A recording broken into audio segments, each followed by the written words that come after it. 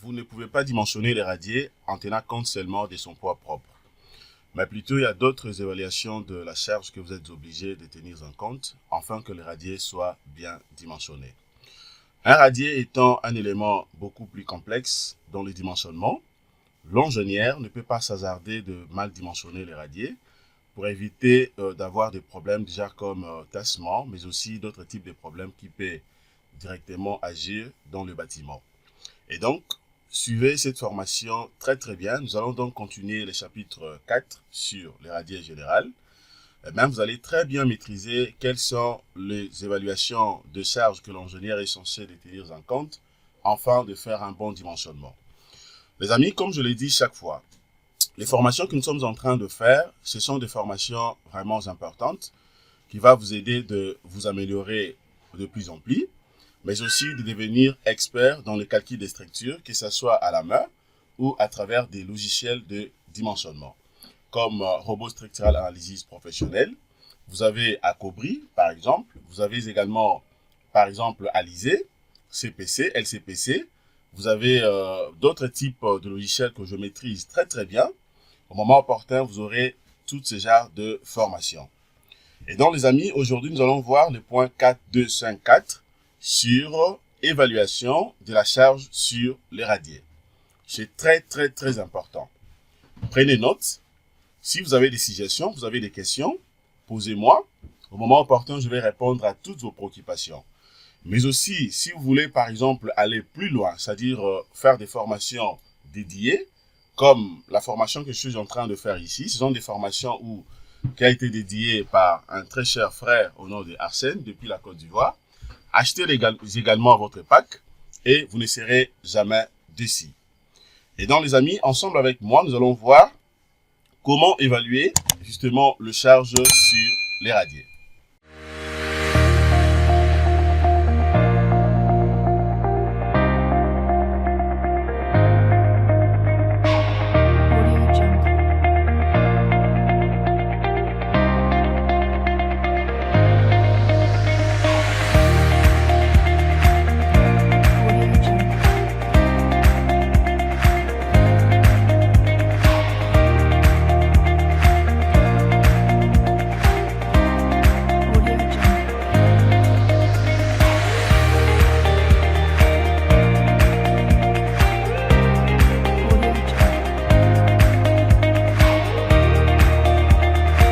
Devenez expert dans le calcul des structures avec Jinkunga Tutoriel.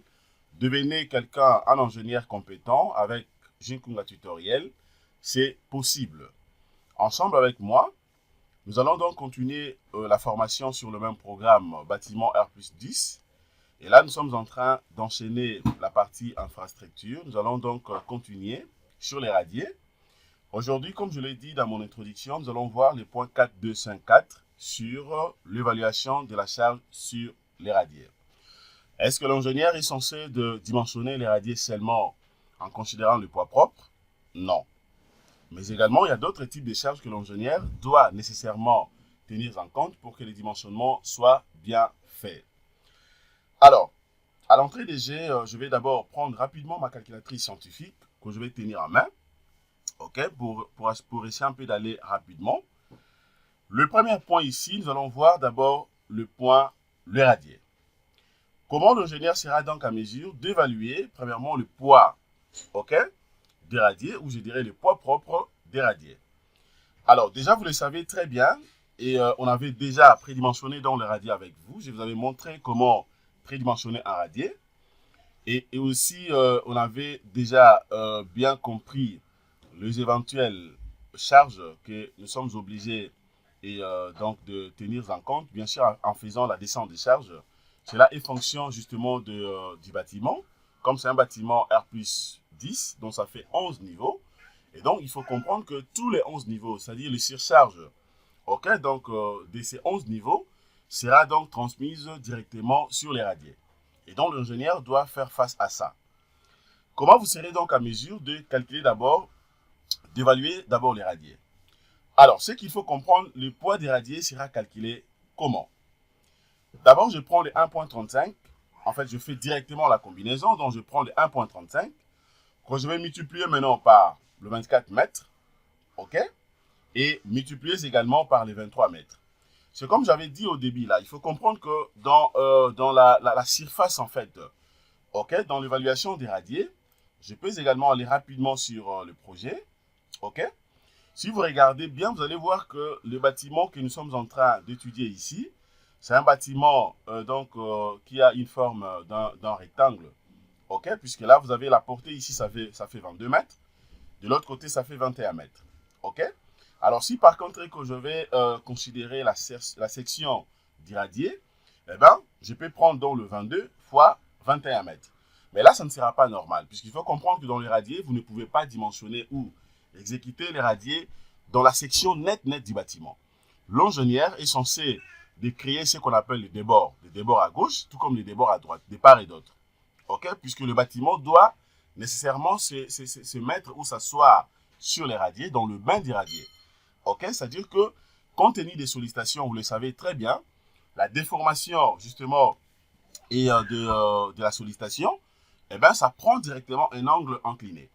Alors, ça peut faire de manière à ce que d'autres sollicitations sera donc appliquées complètement dans le paroi, dans le débord d'irradié. Et donc, l'ingénieur est censé d'ajouter en fait des débords de part et d'autre. Tout cela est calculé. Vous voyez?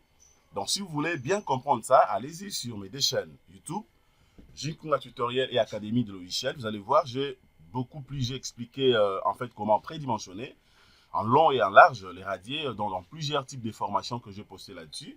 Eh bien, vous ne serez jamais déçus. Alors, mais chez nous également ici, nous avons tenu compte de ça. Raison pour laquelle ici, vous allez voir qu'au lieu de prendre le 22 mètres, ok, j'ai pris 24 mètres. C'est-à-dire qu'il y a deux débords. Débords de 1 mètre de part et d'autre, ça fait 24 mètres. De l'autre côté également, suivant la direction ou le sens de sa largeur, c'est 21 mètres. Mais là, je pris 23 mètres. C'est-à-dire plus le 1 de débord. Multiplié par sa hauteur, la hauteur prédimensionnée ici, c'était donc de 50 cm, donc c'est 0,50 mètres. Multiplié maintenant par la masse volumique du béton armé, puisque les radiers, c'est un béton armé. Ok? Déjà, vous le savez très bien, les radiers, en réalité, c'est tout simplement ce qu'on appelle une dalle. Mais c'est une dalle, en fait, qui est renversée, puisqu'il y a une dalle qui est en contact direct avec les sols. Ok? Là, vous êtes obligé de tenir compte de plusieurs paramètres, comme par exemple le coefficient d'élasticité du sol. Ok? Donc, puisque c'est une dalle qui est en contact direct avec les sols. Ok? Une dalle renversée, donc c'est ça les radiers.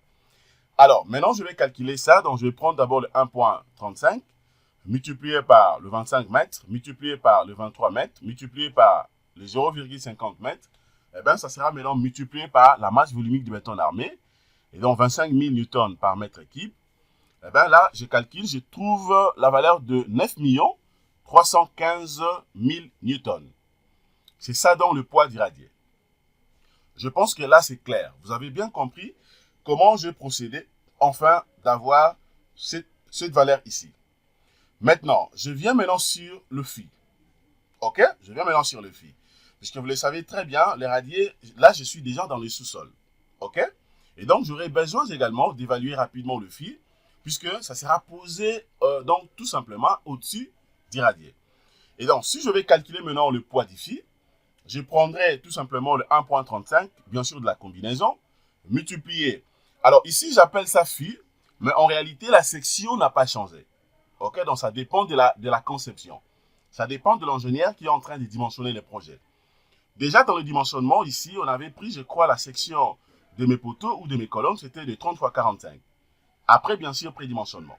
Et bien, donc là, je prends, donc je vais considérer la même section. Je prendrai dans le 1,35 multiplié par le 0,30, multiplié par le 0,45, que je vais multiplier maintenant par le 2,70. Ok, mètre, multiplié maintenant par la masse volumique du béton armé. Le 25 000 newtons par mètre carré. Donc, je multiplie ça maintenant par le 38. Ok? Le 38, déjà, il faut comprendre que c'est fonction justement du nombre. Alors, dès que je calcule comme ça, eh ben, je trouve la valeur justement de 46 747,125 newtons. Ok? Alors, maintenant, je vais voir rapidement le remblai. Le point 3, maintenant, ça sera le remblai. Comment je vais calculer maintenant le poids, justement, du remblai, puisque vous le savez, dans les sous-sols, il faut tenir compte de tous ces paramètres. Donc, je prendrai là le 1,35 également, multiplié par le 25 mètres, donc la section, proprement dite. Et donc, les 24 mètres multiplié par les 23 mètres, y compris bien sûr le débord, multiplié cette fois-ci par le 2,20 mètres. OK? Et puis je le multiplie maintenant par la valeur déjà calculée, les 18 355 newtons par mètre cube. Alors, dès que je calcule comme ça, et puis voilà, je trouve la valeur de 30 000, donc 30, 0,9, 19, 21 newtons. Alors, étant donné que cela est fait, maintenant je vais calculer également le poids de la nervure longitudinale, OK, inférieure.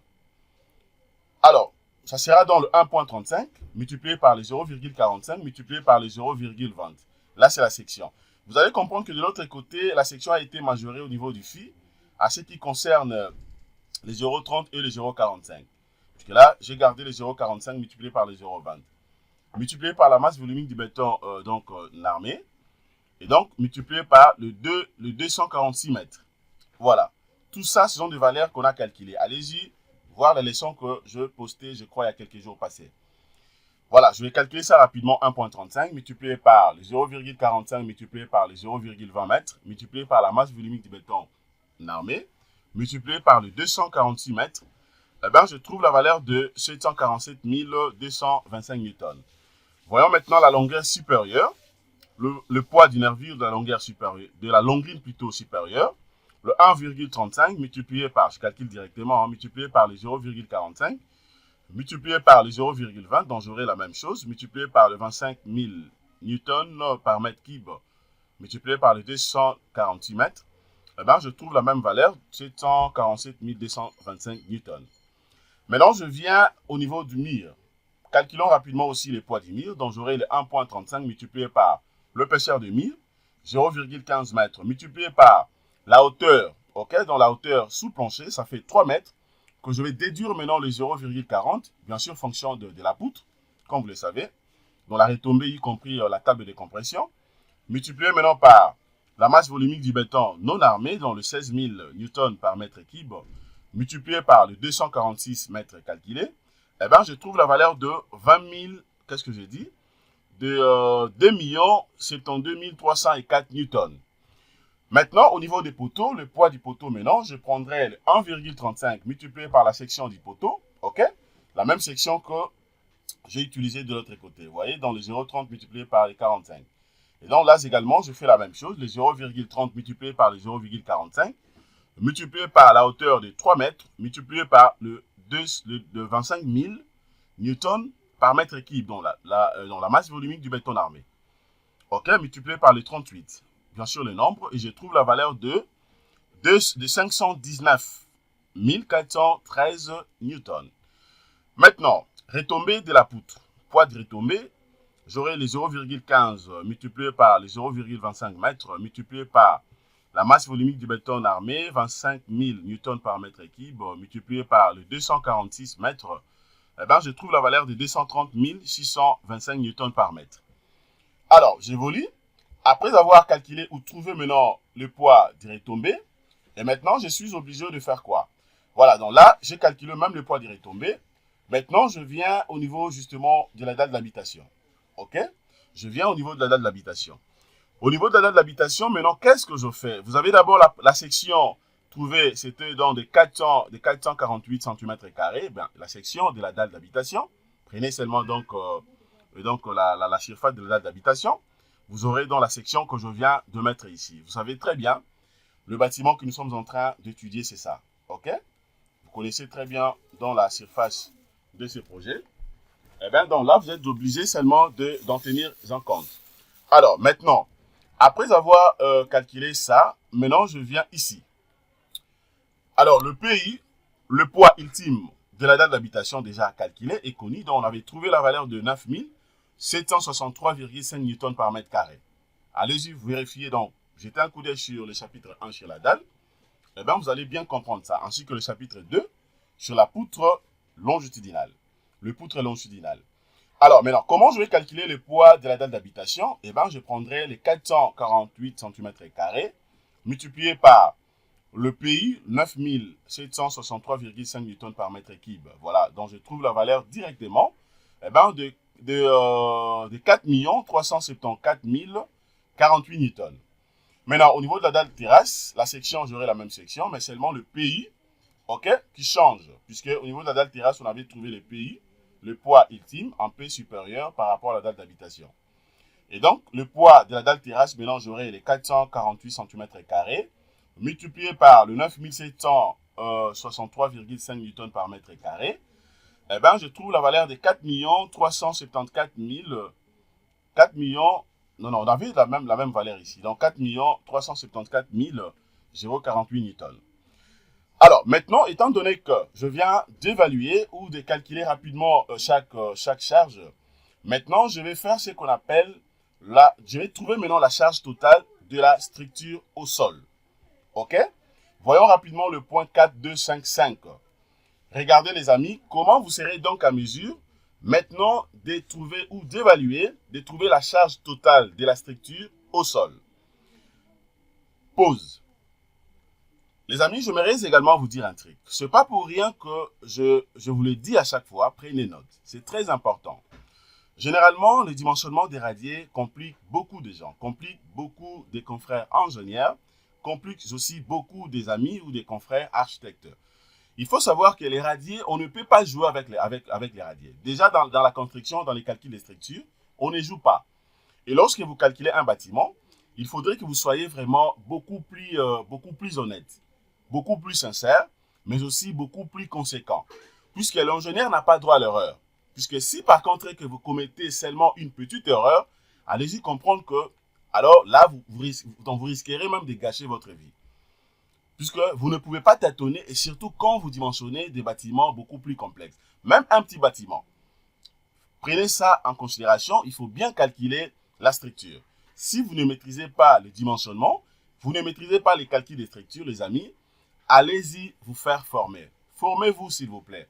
C'est très important pour vous. Ou carrément cherchez quelqu'un qui maîtrise bien les dimensionnements, payez même de l'argent, comme ça la personne pourra travailler ensemble avec vous. C'est justement pour éviter d'avoir des risques. Puisque comprenez que si par contre que le bâtiment n'a pas été bien dimensionné et qu'après quelques temps, le bâtiment s'écroule, déjà vous irez en prison, eh bien vous risquerez même qu'on puisse vous ravir, voire même voilà, vos cartes étant donné que si vous êtes ingénieur ou bien si vous êtes par exemple architecte, vous êtes dans des corporations, on peut directement vous radier en fait. Vous radier comme on le fait avec les avocats, et bien là, ça ne sera pas intéressant. Et donc, c'est vraiment important de prendre note. Notez, les amis. Notez, c'est vrai que je ne suis pas toujours un peu disponible pour répondre, voilà, et donc via, soit, je sais pas, Facebook ou bien WhatsApp concernant des questions que vous posez. Mais néanmoins, au moment opportun, dès que je suis disponible, je réponds toujours. Alors, si vous voulez aussi aller plus loin, contactez-moi, achetez vos packs privés, eh bien, je vais travailler avec vous. Et si vous avez des projets, ça dépend de vos projets. Venez même avec vos projets. Achetez les packs complets. Travaillez avec moi. Je suis bel et bien disponible. Question de vous aider. Puisque je veux vraiment que notre communauté puisse maîtriser les dimensionnements et les calculs des structures. Et si vous avez besoin même des documents du genre comme la bac de Marcus, et puis, je ne sais pas, des documents comme Aerocode, donc tout type d'Aerocode. Aerocode 1, 2, 2, ainsi de suite. Tout ça. Demandez-moi, je peux vous les donner. Ok, je peux vous les donner, puisque je le fais déjà avec plusieurs personnes. Ok, mais évidemment, il y a d'autres documents que je ne partage pas, d'autant plus que ce sont des documents qui ont été conçus par moi-même. Ok, donc là, vous êtes au moins obligé de l'acheter. Et les prix, en tout cas, la science n'a pas de prix, hein, comme vous le savez, la science n'a pas de prix. La connaissance n'a pas de prix. Ok, puisque tu peux payer peut-être quelque chose comme ça, et bien donc pour te faire former, mais néanmoins, quand tu vas commencer à gagner des marchés, tu seras compétent. Toi également, tu feras la même chose. Ok, replay. Voilà, les amis, on va continuer maintenant. Je reviens au point 4255. Charge totale de la structure au sol. Le grand qui. Alors, comment maintenant je serai à mesure de trouver la charge totale de la structure au sol?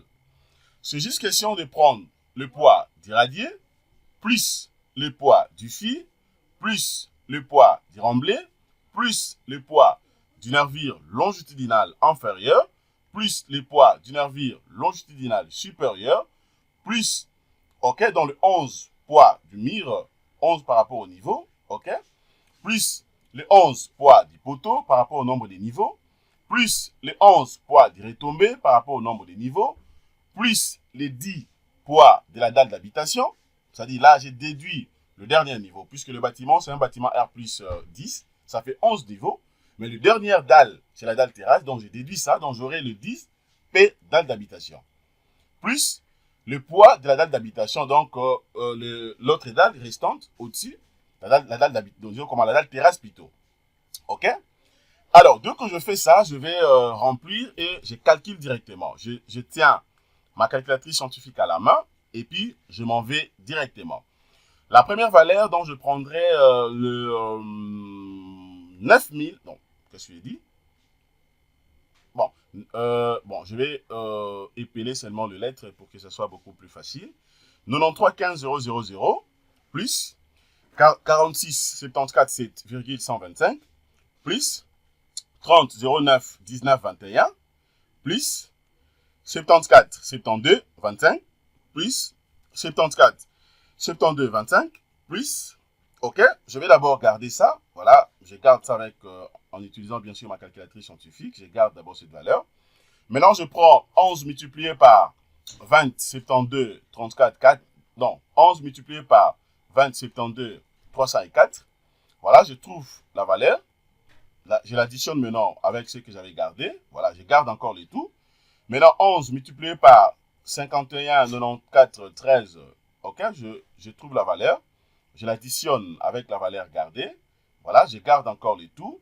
Je prends maintenant le 11 multiplié par 23, 06, 25. Voilà, je prends la valeur, je l'additionne avec la valeur gardée. Je garde encore la totalité. Je prends maintenant plus le 11. Non, pas les plus. D'abord le 11 multiplié par, non, 10 multiplié par, je suis à ce niveau ici, multiplié par 43, 74, 048. Ok, je trouve la valeur, je l'additionne avec la valeur gardée. Voilà, plus maintenant 43, 74, 048. Ok, voilà, donc je trouve la valeur de combien ici? Voilà, je trouve la valeur de 120 millions 108. Bon, je peux seulement épeler les chiffres comme on l'avait fait. 12 010 84 08,1 newton. OK? Alors, maintenant, je peux faire la conversion des newtons en tonnes. OK? Alors, si je vais faire la conversion en newton en tonnes, et donc, ça me donne une valeur justement de 12 010,84, non, 12 010,841 tonnes. Et donc, c'est ça la charge totale de la structure au sol. Maintenant, alors, d'où maintenant la contrainte exercée justement par les bâtiments dans les sols serrats. Là maintenant, je vais trouver d'abord la contrainte. Comment vous serez donc à mesure d'estimer la contrainte? Je mets également pause, raison pour laquelle vous allez voir que quand je dimensionne généralement le bâtiment sur robot structural analysis, ok, professionnel par exemple, voilà, et d'habitude, j'ai souvent l'habitude de vérifier d'abord la contrainte calculée. C'est ce qu'on appelle la contrainte calculée. À ne pas confondre. Il y a une différence entre la contrainte admissible du sol et la contrainte calculée. OK?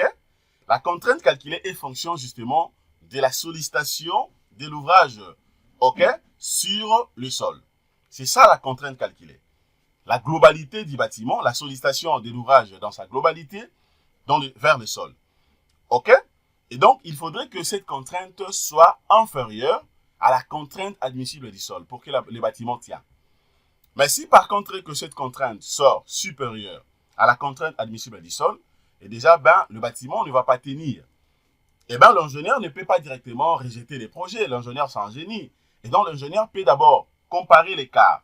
Peut comparer l'écart qui existe entre la contrainte calculée et la contrainte admissible du sol. Si l'écart n'est pas du tout beaucoup plus important, l'ingénieur peut également remanier le sol, peut consolider le sol, peut utiliser plusieurs paramètres ou plusieurs méthodes qui pourra faire de manière à ce que le sol soit beaucoup plus renforcé ou la capacité portante du sol soit renforcée. L'ingénieur peut exécuter l'ouvrage. Vous voyez? Donc, il y a plusieurs astuces que l'ingénieur peut tenir en compte. Replay. Maintenant, je viens au niveau de la contrainte du sol. Comment je peux calculer la contrainte du sol? Ça sera tout simplement égal à la charge, dans le grand qui, la charge totale de la structure, ok, au sol, sur le B multiplié par L, c'est-à-dire la section. Ok? La section ici, ça ne sera pas la section du bâtiment. Puisque la section du bâtiment ici, ça fait 22 multiplié par 21. Mais plutôt, ça sera la section de la longrine. Qu'est-ce que j'ai dit? La section du radier plutôt. Donc la base du radier ici, ce 24, multiplié par sa longueur, 23. Ok? Donc je vais calculer ça maintenant. Donc ça sera justement le... qu'est-ce que j'ai dit? Ça sera, et donc le 12... voilà, la valeur en tonnes calculée ici, 12 010 multiplié par 841 sur, voilà, je vais calculer d'abord le dénominateur, donc je prendrai 24 mètres multiplié par 23 mètres. Voilà, je vais cacher cette valeur, je prends maintenant le numérateur, 12 010 multiplié par 841 tonnes. Voilà, donc je trouve la valeur de 21,77 tonnes par mètre carré. Donc c'est ça la valeur de la contrainte du sol. Ok? C'est ça donc la contrainte du sol. Alors, étant donné que la contrainte du sol est trouvée, bien sûr, fonction de la descente des charges, alors maintenant, cette contrainte, je dois me fier par rapport à ça. Je peux prendre ça, je peux faire maintenant la conversion. Je prends ça d'abord en kilogrammes par centimètre carré. Ça va me donner justement une contrainte de 2, et donc 177 kg par centimètre carré. Et d'autant plus que j'aime beaucoup plus travailler avec une contrainte en mégapascal. En mégapascal, donc ça sera le 0,2177 mégapascal. Et donc les amis, voilà ce que je voulais vous montrer déjà concernant cette formation. Et bien là, nous venons de trouver la contrainte du sol, ok? La contrainte beaucoup plus limite, si je peux le dire comme ça, que notre bâtiment peut supporter. Ok? Et donc, je pense que cette formation vous a plu. Vous avez quand même noté, vous avez compris beaucoup de trucs. Merci de votre disponibilité, les amis. Abonnez-vous massivement sur nos deux chaînes YouTube, Jinkunga Tutoriel ainsi que Académie de logiciels d'ingénieurs. Et nous allons grandir ensemble et vous ne serez jamais déçus. Et si vous avez des projets, vous avez des suggestions, écrivez-moi comme d'habitude. Vous avez des projets, vous cherchez un bureau d'études qui peut travailler avec vous. Vous cherchez une entreprise qui peut travailler avec vous, qui peut vous couvrir.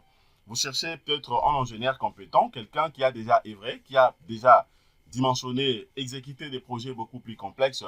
Je suis là bel et bien disponible afin de travailler avec vous. Soyez à l'aise, soyez rassurant que le prix que je demande, ce sont des prix beaucoup plus professionnels. Des prix qui passent, mais je n'ai jamais été trop cher. Voilà, merci de votre disponibilité. Nous allons maintenant cette fois-ci voir le point 5.2.5.6 sur le dimensionnement du radier. Alors, je pense qu'on peut d'abord arrêter à ce niveau. Merci de votre disponibilité. Excellente journée les amis. Au revoir.